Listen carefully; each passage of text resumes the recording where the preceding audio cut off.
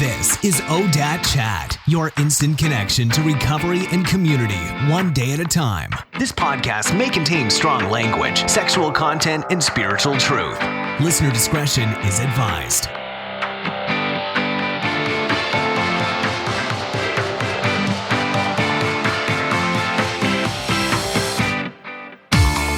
Hi friend, welcome to another episode of the ODAT Chat podcast. In case you're new here, my name is Arlena and I'll be your host. This is a podcast where my guests share their stories of alcoholism and addiction and their journey to recovery. For information on today's episode and to access past episodes, please visit odatchat.com. Today, my conversation is with Wendy Adamson, author of Motherload, a memoir of addiction, gun violence, and finding a life of purpose. But before we jump in, I just want to share a couple of resources for you. So first is audible.com. I talk a lot about books, including the one by today's guest. And while you may not have a lot of time to sit and read, you might find it more convenient to consume audiobooks during your commute, while exercising, or when you're not listening to podcasts, heaven forbid. You can actually get your first audiobook for free when you visit odatchat.com and look for the audible image on the right. I hope you enjoy it as much as I do. The next resource is soberlifeschool.com. Over the last 25 years, I have attended an obscene amount of workshops, spent countless hours on worksheets, therapy, all that stuff, and I've read hundreds of books. And I have condensed all my favorite and most transformative lessons into online courses so that you can experience a breakthrough faster and cheaper than I did. To learn more, just visit soberlifeschool.com. Okay, so back to the episode with Wendy. I have to say, Wendy is like a kindred spirit who was referred to me by the ever so fabulous author Amy Dresner. Wendy has been helping others recover from alcoholism and addiction for over 2 decades. She's such a caring and beautiful soul, and she brought such knowledge and wisdom to this interview. I've actually found myself passing along things she has shared. Oh, I wish I could talk. Several times since we spoke, and I love that. So with that, please enjoy this episode with Wendy Adamson. All right, Wendy, thank you so much for joining me on the ODAT Chat podcast. Oh, well, thanks for having me. I'm delighted. You are such a champ. We kept having all these scheduling issues. We did. Mostly because I'm totally unorganized.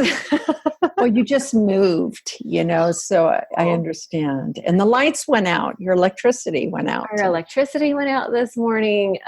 So yes, that you are a champ. Thank you so much for hanging in there and coming on, because I feel like this is such an important, this is going to be a really helpful conversation, because you as a woman with children, and you also have long-term sobriety, can offer so much healing to women who suffer from motherhood guilt. Yeah, I really wanted to, in my book, write to those women that have guilt and really, show how you can heal the family system and forgive yourself. But, it obviously is a process, and it's easier said than done, but it is possible. Self-forgiveness is a process. That is the truth. Yeah. And so let's backtrack a little bit. So you've been a drug and alcohol counselor for over 20 years now? Correct. Yeah, you've had lots of experience. You yourself have been sober since November of 93. And you have put as much as you can, all the most valuable lessons in your book called Motherload. That is great. I love that name. That is such a great title.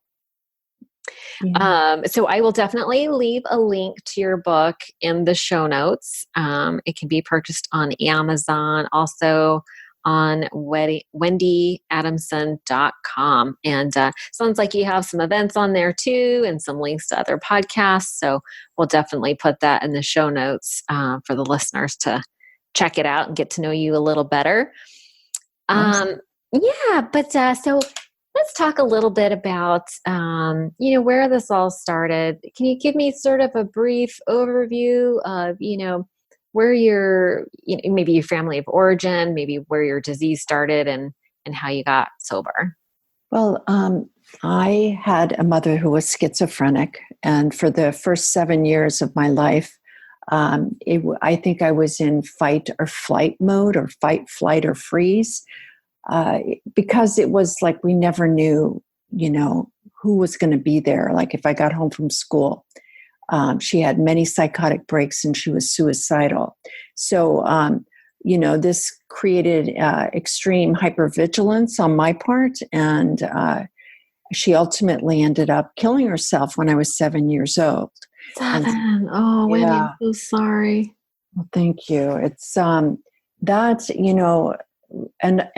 I must say that a lot of the stuff around my mother was supposed to be a secret because my dad didn't want the neighbors to know.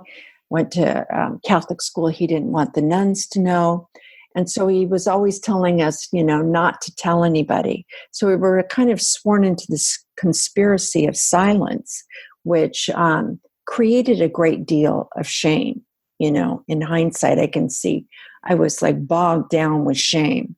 And so I found out like the real way that, he had lied to me about her death, probably to protect me, and said she had a heart attack.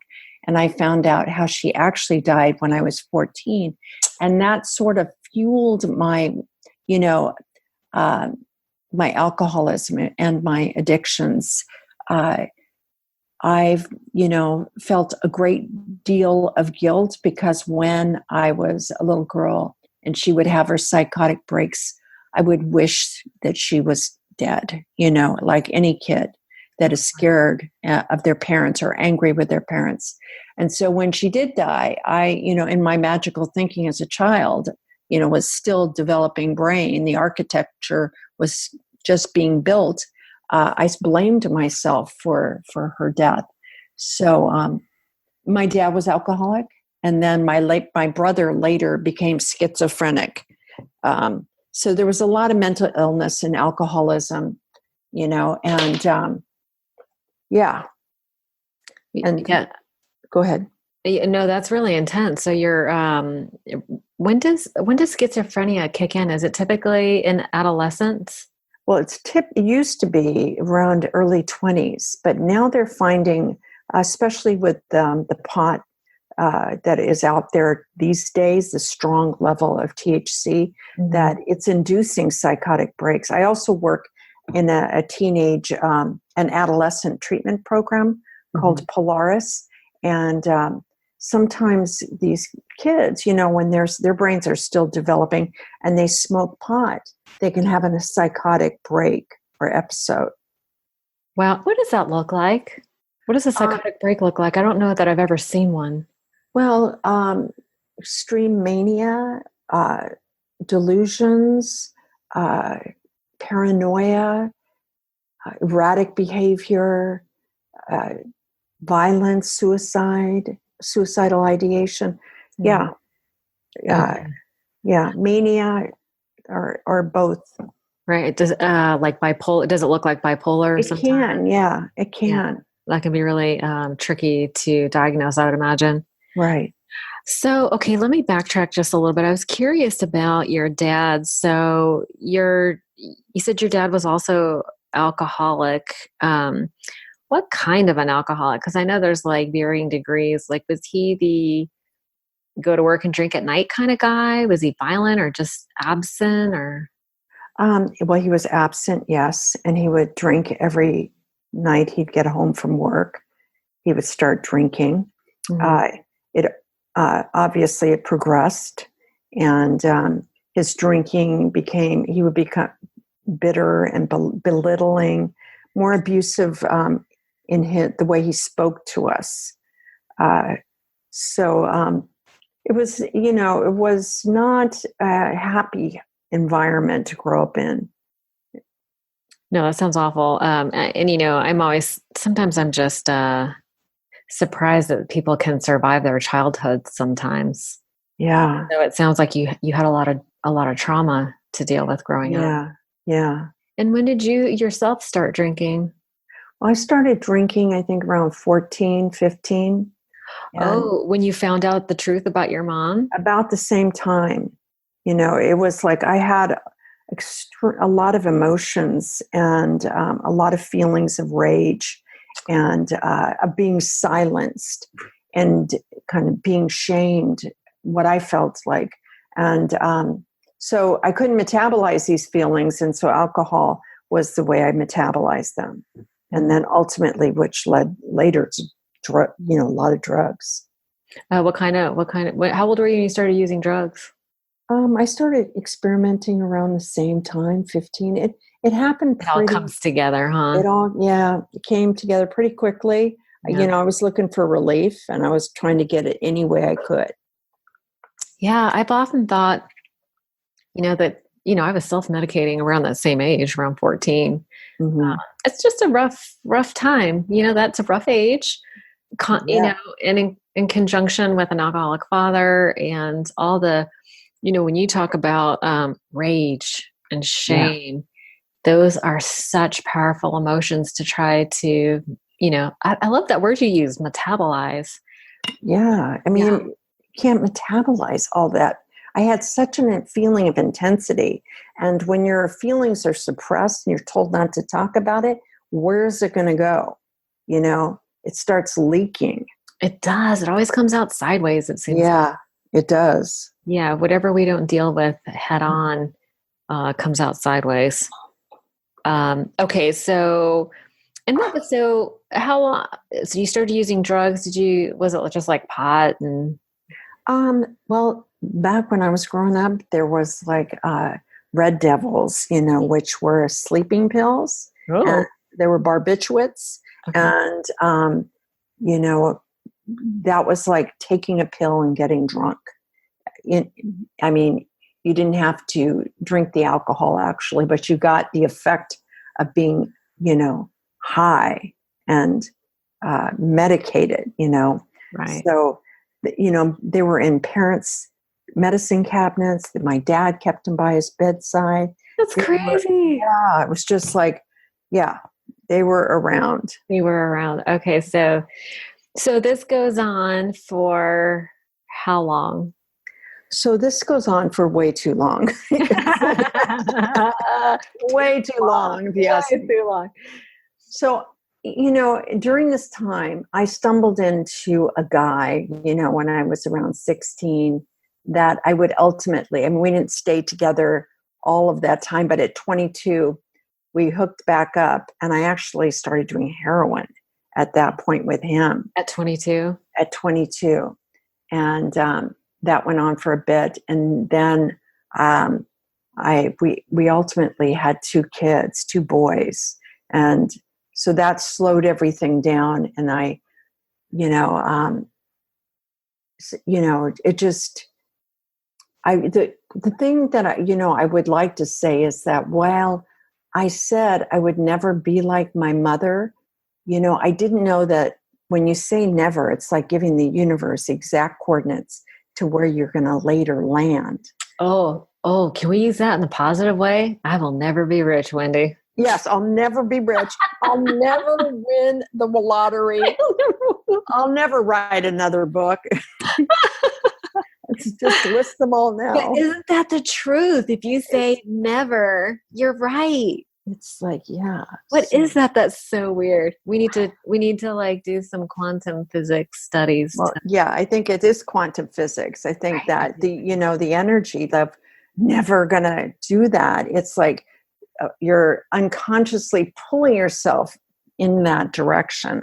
I heard somewhere that the universe doesn't hear the negatives. So whatever you say, like, you never say, I don't want, because all the universe hears is I want.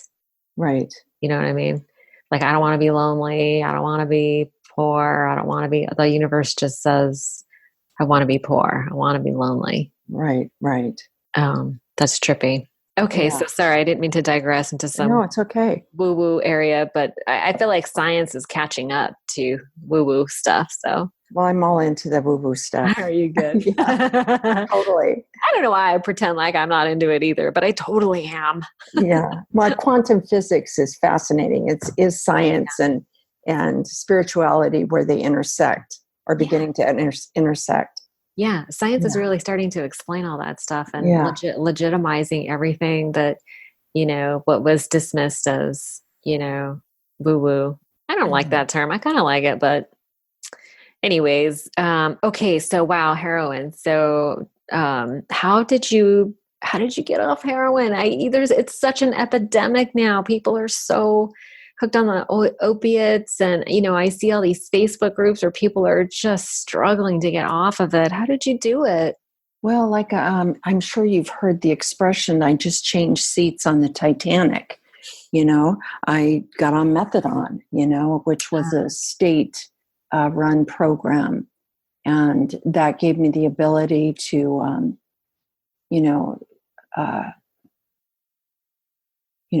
work sometimes, or, I had two boys and, get them to school or take them to the park, because that was a game changer,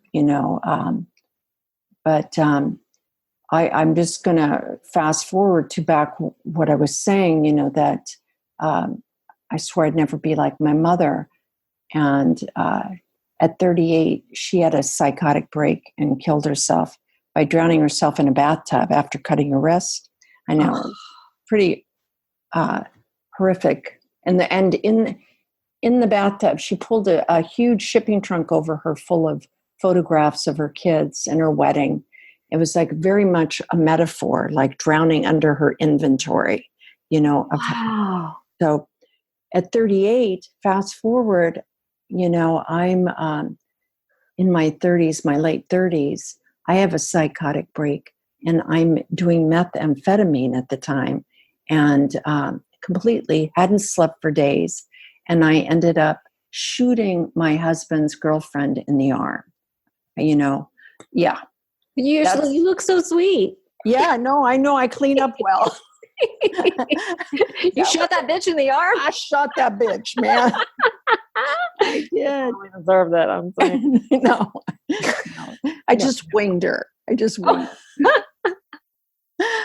But you are a badass. it was, yeah. It's it's like talking about another character. When I talk about who I was, like talking about somebody else, but I was 38, the same age as my mother, and I had lost my mind. But once you lose your mind, how do you get it back? How do you? And that's where the book starts. Is like it starts with a bang. It starts right there, because it's my unraveling. And when things start falling apart in my life, who knew? Now I can see in hindsight they were falling in place for me to get sober. Mm-hmm. I became desperate enough, to do something else, to try something else, because I was hard-headed, completely hard-headed. Yeah. And that leveled me. There's nothing like going to jail for assault with a deadly weapon and getting sentenced to a year, and okay, you guys. You did get sentenced to a year. And so who took care of your boys? Well, they're 8 years apart. Mm-hmm. So my grandmother, his grandmother took care of my youngest, and my oldest boy was 16. And he ended up getting in some trouble of his own and going to juvenile hall. So, that's like, the transgenerational trauma that was happening within the family system, that I was becoming my mother and my son was becoming me, that, we were all unconscious playing this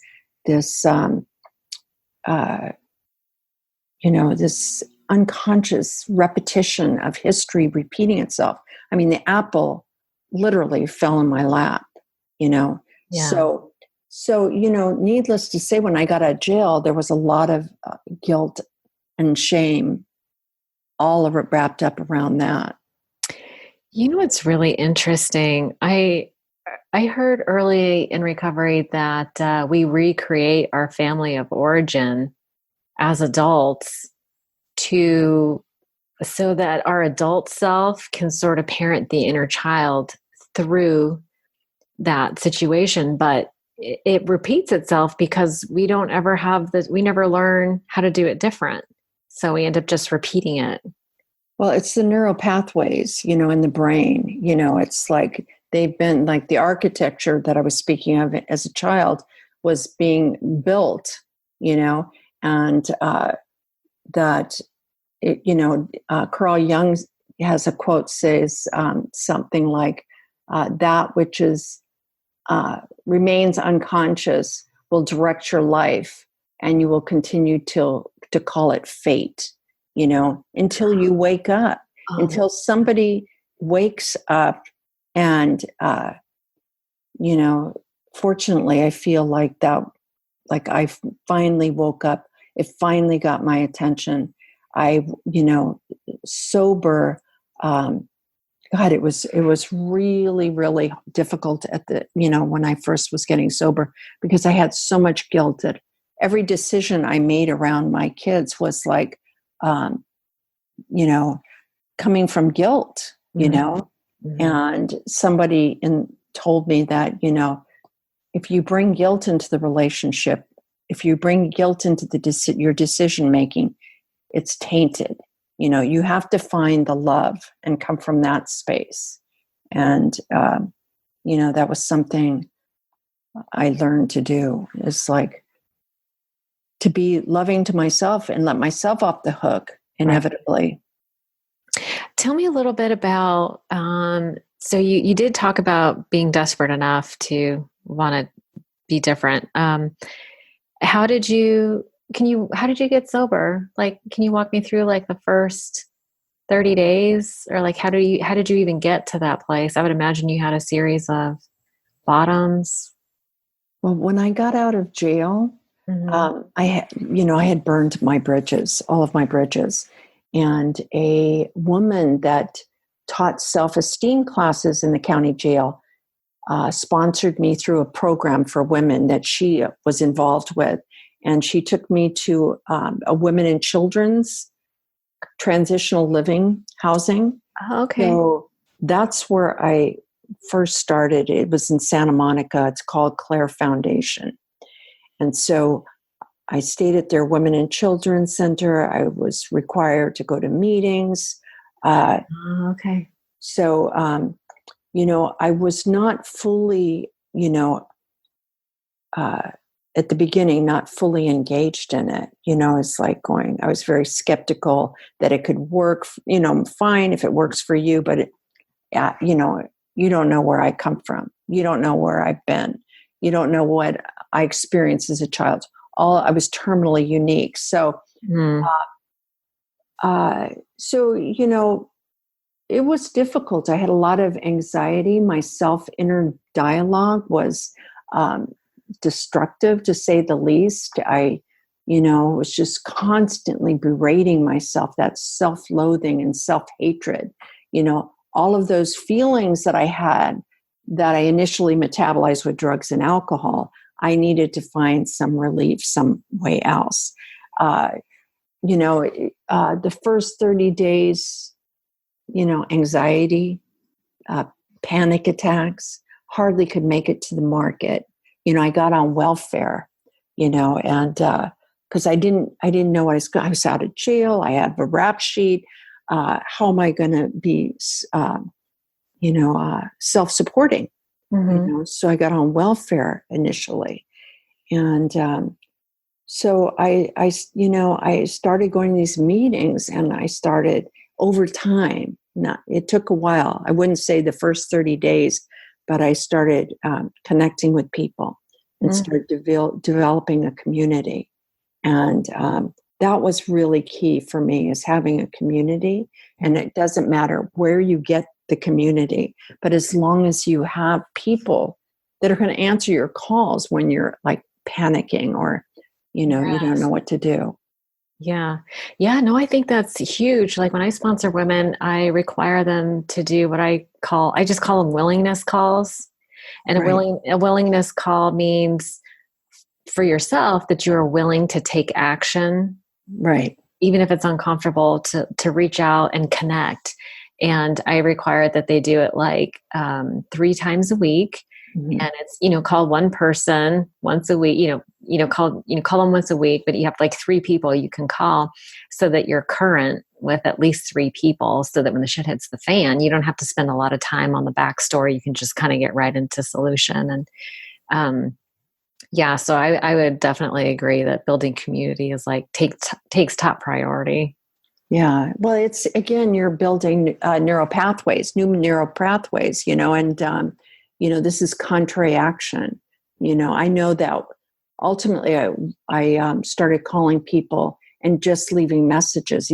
This was the day when they had answering machines and there wasn't cell phones. So I would call people when they were at work and leave a message because that way I didn't have to interact, and so but it's a step in the right direction even. It is. It was totally contrary action because I was a self-reliant, non-compliant, so So it was like I had to break that pattern and start, letting people in basically. And it was like putting my toes in and then wading up to my knees, so yeah. Just like those baby steps, huh? True. Yeah. So what kind of meetings were you doing? Was it like NAAA type meetings? AA meetings? Yeah. And were you, how did you get off the methadone? Oh, I was in jail. I mean, that was all in jail. I was already off. Okay. So while you were in jail, you got off. I was off everything. Yeah. Okay. So that was sort of forced detox. Yeah. Forced. I mean, yeah. Or it was divine intervention, Oh, yeah. Yeah. Okay. Yeah. Cause and how do you like, I don't know what, I never know how to feel about like Suboxone. I know that there's a lot of controversy in the recovery community about whether you should be on it or not, or do you have an opinion about that? Oh, I have a big one. Lay it on, my sister. No, as someone that was on methadone for a long time, I think that there are people that may need Suboxone for harm reduction, but I think that, it is just for profit for a lot of doctors. I worked in a detox for a long time, and it was when Suboxone was rolled out, it was, I was working there. And what ultimately started happening, I was trying to get clients to go to rehab and to get more time under the belt. And doctors were trying to get the clients into their office for Suboxone maintenance, And so I'm not a big fan of it. I think it has its place, but I think it's abused just like every other, like big pharma, Sure. There's a lot of drugs that are abused and overprescribed. Right. Okay. Well, that's fair. I mean, I don't personally have experience, so I never know what to think about these things. I've sponsored girls who were on it, and I don't feel like I can be useful because I don't really understand it. And I would say get off of it. But I mean, wouldn't the goal be to be off everything eventually? Well, yeah. I mean, that's my goal. And it's unfortunately not everybody else's goal. It's like, it's called harm reduction. Harm reduction. Okay. Yeah. And but I don't consider those people sober. I mean, I didn't consider myself sober because I was going to a methadone clinic and getting a dose, And, right. Yeah. Cause you're on drugs basically. Yeah. Okay. That makes sense to me. So thank you for clarifying that for me personally. So Listen, it's been so much time since you got sober, and you have so much experience working with people. What are some of the there's some common pitfalls I would imagine people, relapse around relationships or financial issues. What do you see? But there are also very common, should I say, like healing exercises or things that people can do to help themselves get better. What are some of the things that you would recommend people do? I know in Motherload, you probably talk a lot about this. Do you want to cover some of that? Yeah, in Motherload, I do talk about, I go into detail the different pitfalls I had in my early sobriety and things that I did. And what I think that for me, initially what happened and changed everything is that I had no defense against kindness. People were kind to me, and as much as of a badass I was trying to be at the time, I was really scared. It was persona, just to keep myself safe. But people were kind, and how do you respond to kindness? It's like, what? It's like it's like it floors me even now. So really? Yeah, I think we need to be kind to one another. I think it's important, Oh, absolutely. But do you still have moments where someone's kind to you and it catches you off guard? People, yeah. I mean, it just can touch me. It gets me right here. Yeah. It does. It just gets me. Yeah, I mean, I get that. Like, especially when I'm in a moment of vulnerability, when someone's like, have you ever been like on the verge of tears and you're like holding your shit together and someone goes, "Oh, I see your pain." And then it's like, "What? Are you okay?" "Oh, no, I'm not." No, I'm not. I'm freaking out. Yeah. Freaking out. Yeah. Well, I don't freak out so much anymore, thankfully. I used to freak out a lot. But I think what you were talking about, tools that I used, I remember when I was early in sobriety and I started like having these panic attacks, it was like this constant critic in my head, criticizing every single thing I did, every mistake I made when I got a job, filing medical charts in a doctor's office. There was this constant critic that was so hard. And I mean, hearing that over and over, there's a relationship between what you think and how you feel. So I started making labels at that job that I got that said everything is all right, and I made just a bunch of them. Everything is all right. I put it on my mirror. I put it in my car. I put it on my refrigerator. Everything is all right. I put it on my checkbook. Everything is all right. And even when I opened the checkbook and I looked inside and I saw zeros, I go, "No, it's not. No, it's not. It's not all right." And I close it. "Yes, it is. Everything is all right. For today, I'm okay." And it was this self-soothing voice that I was creating, a voice that, if you will, that became stronger and began to 12-step the committee so that when the panic started taking hold, I had to train myself to, everything is all right. Everything, and like take stock. Okay, I have food. I have a place to live. My kids are okay. Everything is all right. So it was like, learning how to self-soothe, because when you have a mother that is schizophrenic and you grow up in that kind of, your primary care person is not taking care of you and not telling you everything is all right, and everything isn't all right anyway. So I had to learn how to parent myself, and then being a mom became, my priority, ultimate priority in sobriety is like making amends to my kids and being there for them, and that was, tricky because I mean, it was hard. I didn't have an example growing up, but I had women that were around me at that point that I will call mentors or guides that gave me valuable direction, and that I used and I implement in my relationships, because my older son got out of juvenile hall. He was getting in trouble. He was angry at me, just like I had been angry at my dad, and so history's repeating itself, and I remember one day he was, we got in an argument. Our typical MO was he would say something and I would defend myself, and then it would escalate, and instead of engaging this one time, I said the serenity prayer in the middle. I was washing the dishes. He was like barking right like next to my ear and just going off on me. And I said the serenity prayer. And then I turned around and I said, that woman doesn't live here anymore. She doesn't live here anymore. And I could see the wind come right out of he didn't know how to respond because I stopped doing the dance. I didn't do what I always did, which was to engage and defend my point of view. There was no need to defend, Wow. We can stop doing this dance.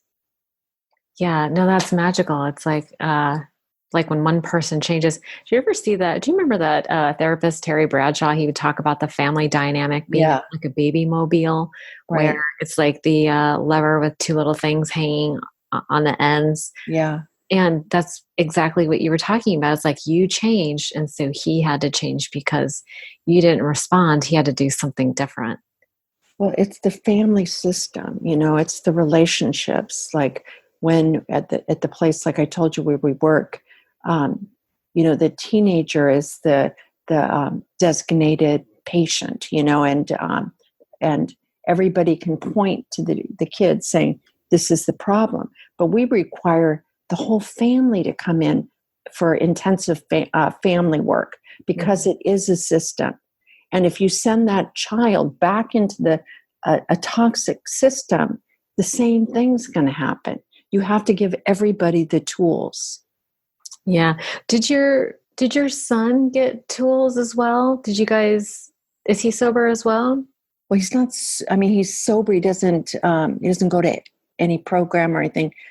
But so he's got kids. My older son's got kids, and he is parenting. He's become an amazing caregiver to them. His two boys are incredible athletes. He shows up every practice, every game for them. So it was like I became the mother that I never had, and he became the father that he never had.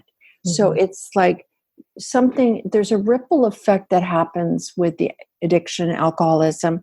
There's a ripple effect that happens when somebody's committed to recovery and changing. I wanted to change the trajectory of my family's lineage from alcoholism and addiction, mental illness, to one of recovery and healing. And I can see the ripple effects, Oh, I feel like that's going to give people so much hope because, that's what we're in this game for, right? It's to share the message that even though it can start out in a very dysfunctional, painful, unhealthy way, that by your example, you used the tools, you did change the trajectory of your family's life. And now you're passing along that information, not only to the next generation, but to all the kids and families that come in through the programs you participate in. Yeah. I think it's really powerful. It's very subtle.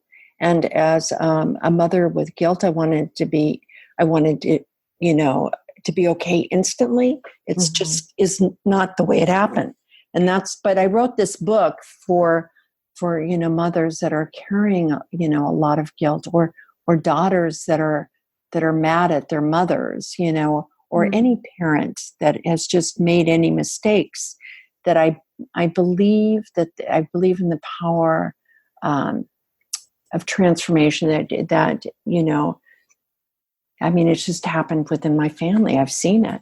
Yeah, I mean, I've seen it too in multitudes of ways, and I'm always curious about the process. So and I'm talking to a lot of women right now who are early in recovery, who are mothers, and they carry so much guilt. What would you like to say to those moms who are, and then what happens is they have no boundaries, right? So they are parenting out of guilt, meaning Yeah. then they go overboard. They do everything for the kids, and they have no boundaries, and then they come last. That's not healthy either, right? No, no.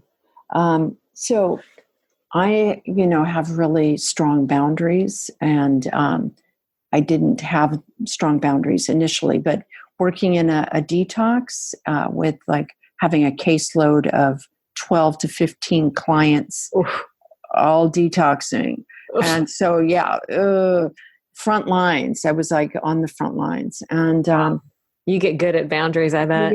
yeah. And I had a good boss that was strong, Al-Anon, and she had an open door policy. I'd be going into her, Leslie, all the time asking her, what do I do? I have a borderline, there were just so many situations.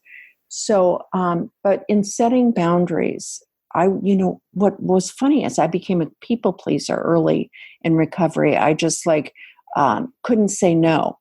And someone told me if I had it to set, if somebody asked me to do something, to pause before, I said yes, and to, let me think about it. Can I get back with you? That was the pause. Okay. So then I would go and I would ask myself, is this something I can do? Is this something I want to do? Why? Or am I feeling obligated? Am I afraid that I'm going to lose them as a friend? And then they said, if I have a choice between feeling resentful or feeling guilty when I set a boundary, go with feeling guilty. Guilt is what you feel when you start taking care of yourself. Resentment is what you feel when you're taking care of them. So I had so good. Yeah, isn't it just such a good barometer? If I get a moment to pause before I say yes to anything, and I step back and I ask myself, well, I really don't have time to help them move on Saturday, so I'm going to feel guilty. I'm going to be afraid that I'm going to lose them as a friend. But if I say yes and I don't want to be there, I'm resentful. That is brilliant. That's brilliant. Helped me so much with boundaries. Yeah. And, I preach all the time, don't give beyond your level of giving without resentment. But this is way more concise. Yes. Choose guilty over resentful. Well, and what happens over time as you become strong, boundaried, you're not so guilty. You feel like, you feel healthy. It's healthy to set boundaries with people. I can't judge. When I was, started raising my boys in sobriety, I could not judge my mothering skills based on their reaction. And the same with counseling. I couldn't judge my counseling skills based on their reaction, because if I'm letting them do what they want, they're as happy campers. But as soon as that boundary comes down, they're pissed at me. So it's like I can't judge myself as being a bad mother because I'm setting a boundary. That's just the way they're going to react. And they need those boundaries. Yeah, I have found that they get mad at first, but then they come to accept it. It's like you put money in a soda can machine and it doesn't give you your soda. People tend to kick the machine, shake the machine, but you learn over time to either not put money in it or, what I mean? Yeah. That's interesting that you talk about, you said that at first you feel guilty, but then it starts to feel healthy. It feels healthy, yeah. Yeah. What is that feeling of healthy? What does that look like to you? Well, it's, I think, healthy for me is like being like self-aware enough to know that if I'm feeling agitated and I haven't worked out, I can connect the dots. If I'm feeling overwhelmed and I've taken on too many commitments, I can connect the dots. That healthy to me is about maintaining a connection with a higher power. And I've had a meditation practice since early on in sobriety. Oh, good. And I can always tell when I'm off the beam there, that I haven't been still or checked in, through meditation or prayer. So, and also, being of service, but not to the point where I'm resentful, Right. Yeah, being of service, I feel like, is one of those things that's an esteemable act. That's one of the things that I teach in building self-esteem is, service is a big part of building self-esteem. But I think for the people pleasers, it's important to temper that with the guilty versus resentful. Yeah. That's really good. That's a great, very clear way of thinking of that. Yeah, it's a good barometer. And that's how I started really developing strong boundaries. And, people know me for that and respect me for that, but I worked with addiction, mental health, and still do. And it's like you have to have boundaries. Yeah, absolutely. No, that's great. So you've been doing lots of work. You mentioned you have some events coming up. Do you teach classes, or how can people interact with you? Well, it's on my website. But it's like in Los Angeles. You're in LA. LA. Okay. So doing creative workshops, myself and a therapist, we're writing to heal workshops where we're going to do a deep dive. And it's appealing to women that are either writers and feel blocked, or women that want to explore, do a deep dive, emotionally. So it's called Writing to Heal. And then I'm doing a book soup, which is a bookstore here in Los Angeles on the 24th. It's all on my website, so they can click on there. And yeah. You're on social media as well, or are you on Instagram or I'm Facebook? on Instagram, yeah. Okay. Instagram and Facebook, I think I saw. Yes. Yeah. Yes. Okay. I will be sure to leave links to both of those in case people want to reach out to you, as well as your website. Well, I want to be respectful of your time. Thank you so much for Thank you so much for your patience and your flexibility to make this happen. I'm so glad I had an opportunity to chat with you. I feel like I learned so much. I've been sober a lot. Look, we got sober very close together. Yes, I know. That's amazing. That's great. I know. But I listen, I feel like I learned so much from you today, and I just want to take a moment to say thank you for all the work that you're doing to, that next generation of teenagers who need the guidance and the love and the understanding that you're bringing to them. I mean, I'm literally getting chills. I just thank you so much for all the work that you're doing. It's really important. Well, thanks for having me. It was a pleasure. Yay. Well, I look forward to speaking with you again. Yay. Okay. Thanks, Wendy. All right. Thanks so much. Bye. Bye. One last thing before you go, if you enjoyed the podcast today, please don't forget to subscribe on iTunes or Stitcher and leave a review. And if you'd like to make a donation to the podcast and help me keep the lights on, you can do so by visiting odatchat.com. There's a donation button or membership button on the right-hand side. Have a great day. Thank you so much for joining us.